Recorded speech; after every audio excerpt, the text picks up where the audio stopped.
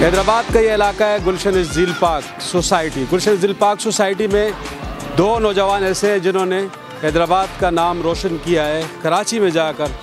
क्या सूरत हाल है, क्या किस जगह पे कैसे हैदराबाद का नाम उन्होंने रोशन किया, इन नौजवानों से आपकी मुलाकात कराते हैं आज और आप उनसे मिलेंगे और यकीनन हैदराबाद के शहरी होने के नाते आप इन नौजवानों पर फ़ख्र महसूस करेंगे। इन नौजवानों ने हैदराबाद को कराची में होने वाले टूर्नामेंट में तीसरी पोजीशन दिलाई है। तो आएँ उनसे मिलते हैं और उनसे बातचीत करते हैं, आपको बताते हैं कि ये मामला क्या है। हमारे साथ जी, तो यहाँ पर ये बॉक्सिंग क्लब है और इस बॉक्सिंग क्लब में आपको मिलवाते हैं उस नौजवान से जिसने हैदराबाद को कराची में होने वाले बॉक्सिंग टूर्नामेंट में वो अभी भी इस वक्त अपनी प्रैक्टिस में लगा हुआ है, हालांकि उसके हाथ में चोट भी लगी है। उनसे बातचीत करते हैं और आपकी मुलाकात कराते हैं, क्या पूरी सूरत हाल है वो इनसे पूछते हैं।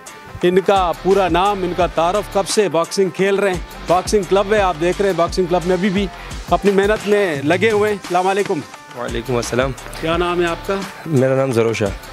ज़रोशा, नाम बड़ा ज़बरदस्त है, बहुत ही थोड़ा सा मुश्किल भी है। बॉक्सिंग तो मार खाने वाली है, तो कैसे? बस ये अल्हम्दुलिल्लाह मेरा एक बड़ा भाई है, वो ख़ुद ही पाकिस्तान इंटरनेशनल कोच रह चुके हैं, तो ये उसी की बदौलत है, वही लाए हमारे को इस गेम में। तो बस उनकी मेहनत है। था जो आपको तीसरी पोजीशन मिली हैदराबाद को? बस मामला तो तकलीफ़ें तो बहुत थी सर। मेरे को सबसे बड़ी तकलीफ़ ये थी, मैं गया था 75 किलो वेट खेलने में, 75 किलो में।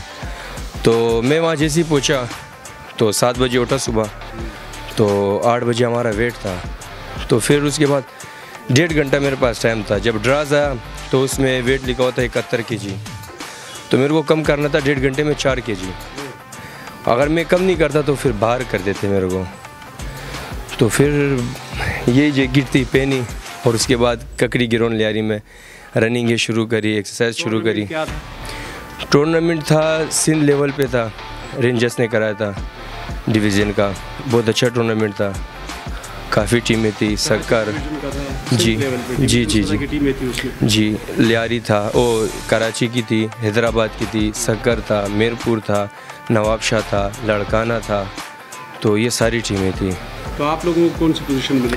अल्हम्दुलिल्लाह हमारे को 3rd पोजीशन मिली, चौथी भी दूसरी भी मिल जाती है अल्हम्दुलिल्लाह, मगर ये है हमारे साथ कुछ साथी जो गए थे तो वो थोड़े।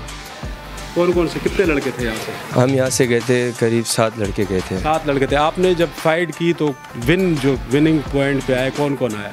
विनिंग पॉइंट पे अल्हम्दुलिल्लाह एक मैं आया हूँ और एक मेरे स्टूडेंट है अताउल्लाह नाम का है, वो स्टूडेंट भी मेरा ही है अल्हम्दुलिल्लाह। तो एक वो और एक मैं जो गोल्ड मेडल हो चुके हैं हैदराबाद के लिए। गोल्ड मेडल मिला है आपको? जी जी जी माशाल्लाह, ये तो मुबारक हो आपको।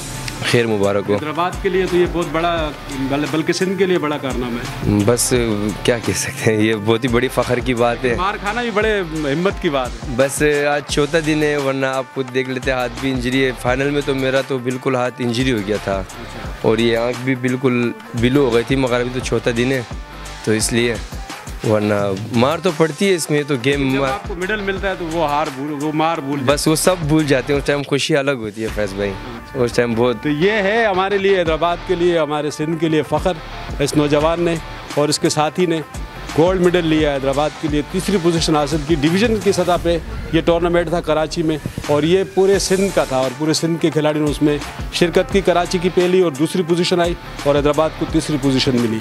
ऐसे नौजवानों को, हमें ऐसे नौजवानों का साथ देना चाहिए, इनकी हौसला अफजाई करनी चाहिए। मुझे जब ये पता चला कि इस तरह हैदराबाद के लिए ये टाइटल लेकर आए तो मैंने कहा ये बहुत दूर है, लेकिन मैं इनके पास जाऊँगा और ये ज़रूर इनको हाईलाइट करेंगे, कवरेज करेंगे, ताकि हैदराबाद के लोगों को, पाकिस्तान के लोगों को पता चले कि क्या नाम? ज़रोशा सलेमान खेल। ज़रोशा सलेमान खेल ने आपके लिए गोल्ड मेडल जीता है। कैमरामैन अली राजपूत के साथ फयाज जवान, एशियन न्यूज़, हैदराबाद। इस वीडियो को लाइक करें, हमारे चैनल को सब्सक्राइब करें और बेल आइकन जरूर प्रेस करें हमारी न्यू वीडियो सबसे पहले देखने के लिए।